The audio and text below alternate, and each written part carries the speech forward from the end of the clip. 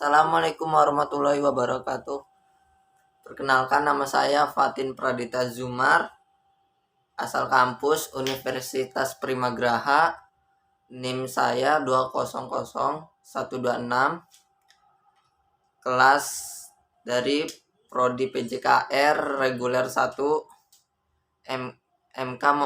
MK Motorik, dosen pengampun Pak Febri.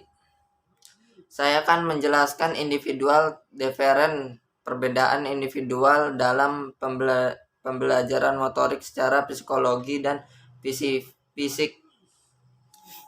Hasil dan pembahasan. Perbedaan individual difference adalah suatu perbedaan yang dimiliki oleh setiap individu, baik fisik maupun non fisik, yang menjadikan seseorang memiliki karakter, ciri-ciri yang berbeda antara satu dengan yang lain. Perbedaan individu merupakan faktor penting. Sebagai dasar penting diperhatikan dalam proses pengajaran adalah perbedaan kemampuan dasar atau bakat, minat, kecepatan, dan cara belajar anak setiap karena pengalaman, karena kebutuhan anak dan kemampuan dasar bawahnya berbeda, muka minat anak dalam belajar akan berbeda juga. B. Aspek-aspek perbedaan individual. Berikut ini beberapa aspek perbedaan individual peserta didik. Pertama, perbedaan fisik motorik. Perbedaan individual dalam fisik tidak hanya terbatas pada aspek-aspek yang teramati oleh panca indera seperti bentuk atau tinggi badan, warna kulit, warna mata atau rambut, jenis kelamin, nada suara atau bau keringat, melainkan juga mencakup aspek-aspek fisik yang tidak dapat diamati melalui panca indera, tetapi hanya dapat diketahui setelah diadakan pengukuran seperti usia, kekuatan dalam atau kecepatan lari, golongan darah, pendengaran, penglihatan, dan sebagainya.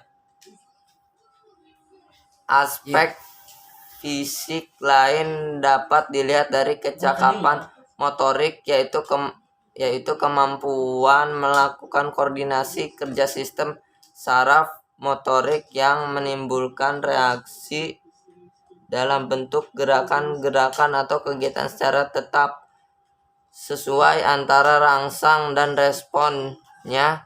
Dalam hal ini akan ditemui ada anak yang cetakan dan terampil, tetapi ada pula anak yang lamban mereaksi sesuatu. Kedua, perbedaan inteligensi. Inteligensi adalah salah satu kemampuan mental, pikiran atau intelektual, dan merupakan bagian dari proses-proses kognitif.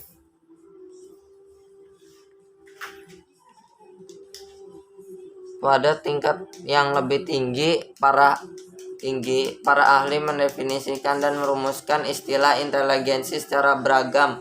Namun sebagai besarnya sepakat bahwa definisi dan rumus istilah inteligensi sejumlah kualitas tertentu sebagai berikut. A. Bersifat adaptif, artinya dapat digunakan fleksibel untuk merespon berbagai situasi dan masalah yang dihadapi. B.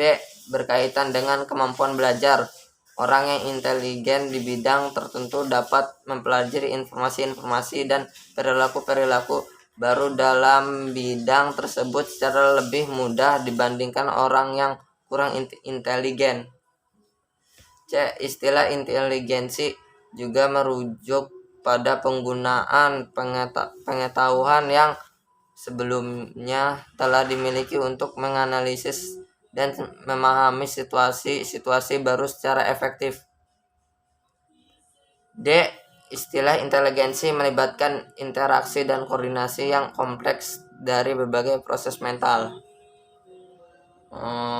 Istilah inteligensi terkait dengan budaya tertentu, kultur spesifik, Perilaku yang dianggap intelijen dalam suatu budaya yang tertentu tidak selalu dianggap perilaku yang intelijen dalam budaya lain. Pendidik. Banyak penelitian eksperimen telah dilakukan untuk menentukan faktor-faktor yang mempengaruhi keberhasilan atau kegagalan dalam penguasaan bahasa anak.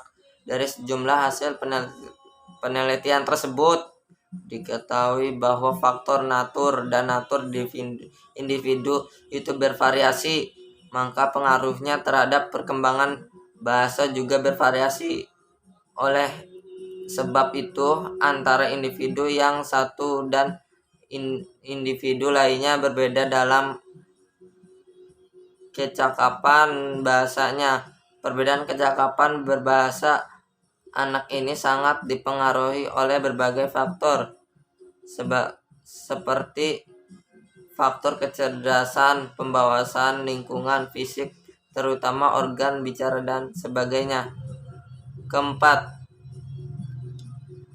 perbedaan psikologis. Perbedaan individual peserta didik juga terlihat dari aspek psikologinya. Ada anak yang mudah tersenyum, ada anak yang mudah marah. Ada yang berjiwa sosial, ada yang sangat egoistis. Ada yang cengeng, ada yang pemalas, ada yang rajin, ada yang pemurung dan sebagainya. Persoalan psikologis memang sangat kompleks dan sangat sulit dipahami secara tepat, sebab menyangkut apa yang ada di dalam jiwa dan perasaan